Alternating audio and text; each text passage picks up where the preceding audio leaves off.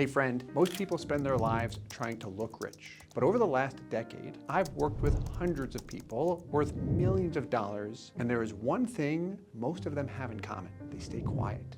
These are the 8 hidden reasons why the richest people you'll ever meet often look the most ordinary.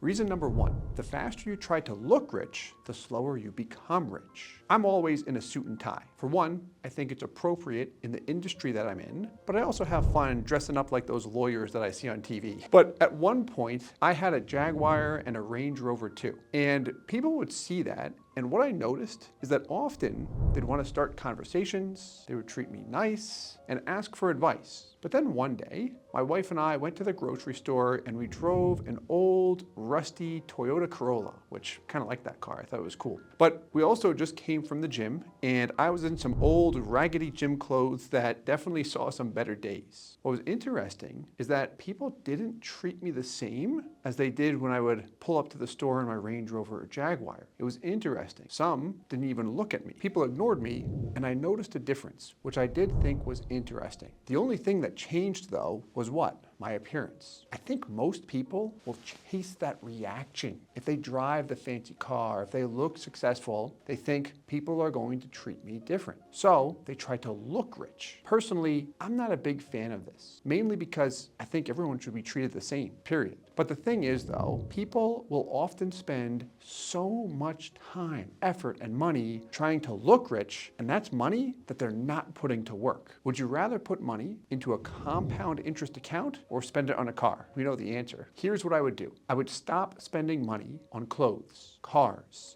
and stuff just to impress strangers. Instead, redirect that money towards saving, investments, and building your overall earning power. If you're getting stuff because you really like the stuff, I think that's fine. I'm not saying you can't enjoy yourself. But what I wouldn't do is go out and get stuff to just chase the feeling of looking rich. Recognize, if the appearance of success is what matters most to you, you might not actually have real success. Okay, reason number 2, when you're loud, you drain your bank account. There was a retired NFL player who was recently in the news. When he played, he was a superstar running back, and he earned over $100 million throughout his career. That was just from the NFL. That does not include any of his endorsements. Today, he's completely broke. How? How does that happen? Well, I heard he would do things like throw these massive weekend parties that sometimes costed $5 million. And he would invite his friends, and if they could not make it, he would offer to fly them in, and he'd get them a first-class ticket. Why are you doing that? Is it because you want your friends there, or are you just trying to show off and feed your ego?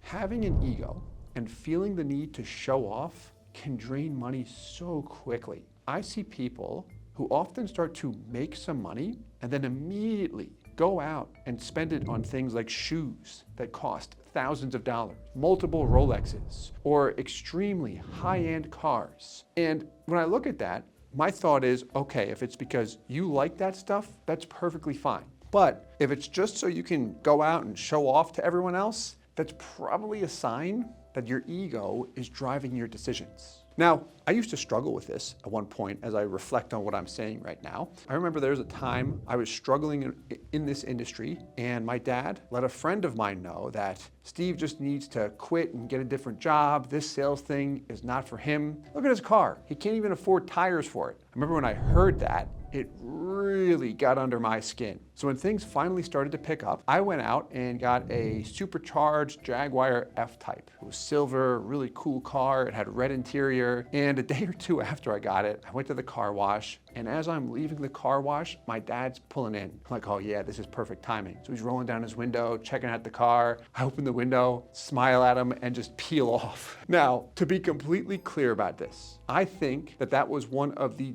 dumbest financial moves I ever made. If I could go back in time and stop my younger self, I would immediately do that. Like, why are you spending money on that stupid car, and for what? So here's what I would do. And this is a simple but honest approach. Before you ever make a large purchase, ask yourself, would I still buy this if no one else could see it? If the answer is no, then it might be a purchase for your ego. Okay, reason number 3. The louder you shout, "I've made it," the louder you're signaling you haven't made it. Speaking of my dad, when I started my business, it was in a commercial garage that he owned. This was an old building, there was trash in it, there were mice running around, and my wife and I cleaned the small office section, and that's where I made my home to start IBC Global back in the day. Now, at that time, I was working with some high net worth clients, but they didn't know I was working out of a garage.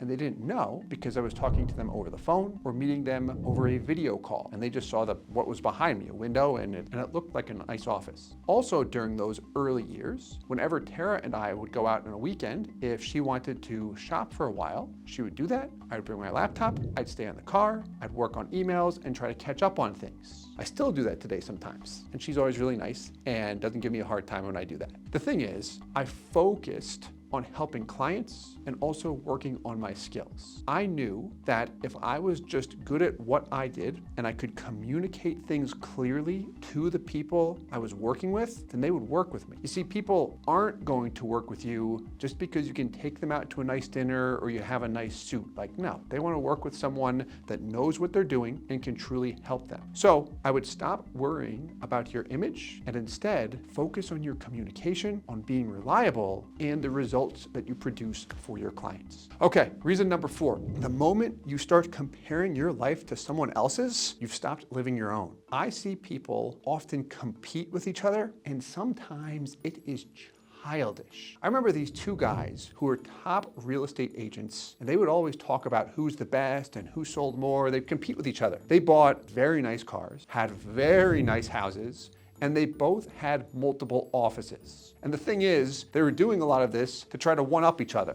I'm like, all right. The amount of money they spent was just insane, and for what at the end of the day? The thing about this is that competition went on before 2008. They were in real estate. What happened in 2008? Real estate crashed. It got hard for both of them, and they both had to downsize. Do you think it ever crossed their mind, what if I would have saved some of that money that I spent on my competition? You see, they sabotaged themselves because they were focused on who looked better on the surface. So what I would do is try not to compare myself to others. For me, I'll try to focus on my clients, what they want, and how I can help them. Okay, reason number 5. You can probably never guess the richest person in the room. There have been clients I've worked with over the years who, when I first spoke with them, I did not think that they had a lot of money. But then after speaking with them and getting to know them more, I learned about their situation, and guess what? They were worth millions. Some even had 8 and 9-figure net worths. I'm like, whoa, I didn't know that. The thing was, though, they didn't brag about their money, they didn't brag about their accomplishments, they didn't brag about anything. The only way you would know that they're doing well is if you ask them. You know, on this point, I think that humility is one of the most important qualities anyone can have in life. It protects people from what we like to call lifestyle inflation from creeping up and keeps you rooted in reality, not in appearance. You see, if you're humble, you don't have to tell anyone how much money you have. You don't, and you won't need to make them aware of your appearance either. Okay, reason number 6. You don't get richer by earning more, you get richer by knowing where your money is going. It's tough to be disciplined because it means that you are going to consistently do things that you don't want to do.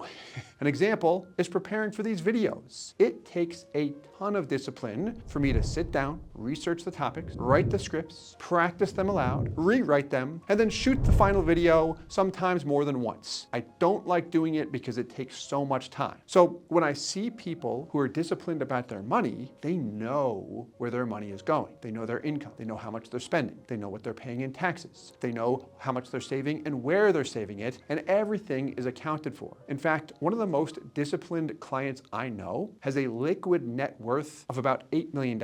And what liquid net worth means is it doesn't include his real estate. He sent me his financials. He does not own a business, but he has a P&L, which is a profit and a loss statement. Almost all businesses have these. He has it for his personal life. All of his expenses are accounted for, down to his phone bill, groceries, everything you you can imagine. And then I also see a breakdown of his investments. And then for the past 25 years, I see his assets, liabilities, and net worth, and I see how it has gradually increased over time. When he retires in about 5 years, he can literally do whatever he wants. He can travel, he can give money away, or anything. And he has a permission slip to do this because he has not been flashy his entire life. He's been disciplined, prioritized investing, and has delayed his gratification until retirement. That's the model I would follow. Okay, reason number 7. What would you rather have?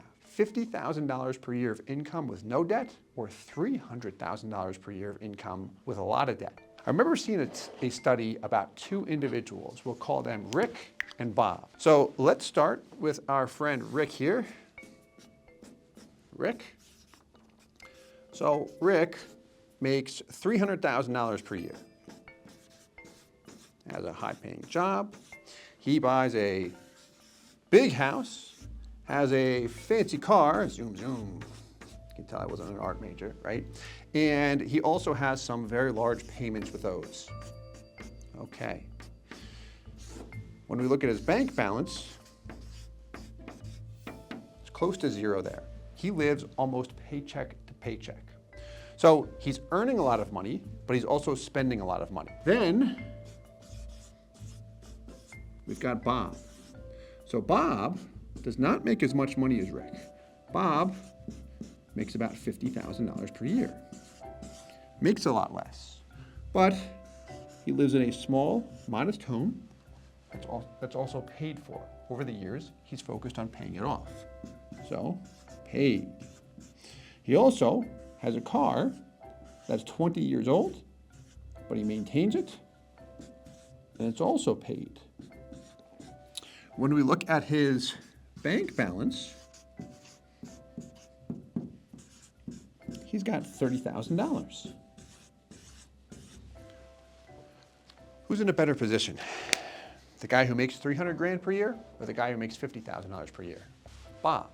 You see, Rick fell into the trap where he made a lot of money and then thought, I can afford all this stuff now, and I'll easily be able to pay for it later. But now he's in a spot where he has to keep earning a lot of money just to keep his head above water. Like he's got nothing there in savings, or a very, very small amount. You see, when I speak to people, a lot of times they say they'd rather be Bob, but often they fall into the trap that Rick fell into. Here's what I would do. When my income comes in, the first thing I would do is cover expenses. Second, I would prioritize paying off any debt. And third, I would focus on building a savings buffer because life will happen. Then, with anything left over, spend it on what you want. What I would not do is spend it on what I want first and then try to figure out the first 3 later. That's usually where people get into trouble. Okay, reason number 8. Rich people instantly recognize who's actually rich and who's faking it. This happens a lot in my industry, the financial services business. I used to hear from my peers all the time about how much they sold and why they were the best, but they're never clear about how much money they actually made. I'll give you an example in the life insurance business. A salesperson might say, I sold $10 million last year, okay? What does that mean? Does that mean you sold 10 $1 million life insurance policies? Because if those were term life insurance policies, that means you made a few $1,000s, maybe a little bit more if some of those were whole life insurance policies. Or did you sell $10 million worth of premium? If that's the case, that means you're pulling in $8 to $9 million per year before any renewal income. You see, true professionals that I know answer questions very clearly, they do not exaggerate, and they're always honest and transparent. And this usually makes other people want to work with them. So if someone is faking their net worth or trying to make it seem like they make a lot of money, you can usually tell, can't you? If someone has money, they usually don't feel the need to go out and prove it to everyone else. Usually they're exhausted from all of the effort it took to make that money. So I hope you enjoyed this one. If you did, here's another video I think you'll enjoy about my 9 wealth principles.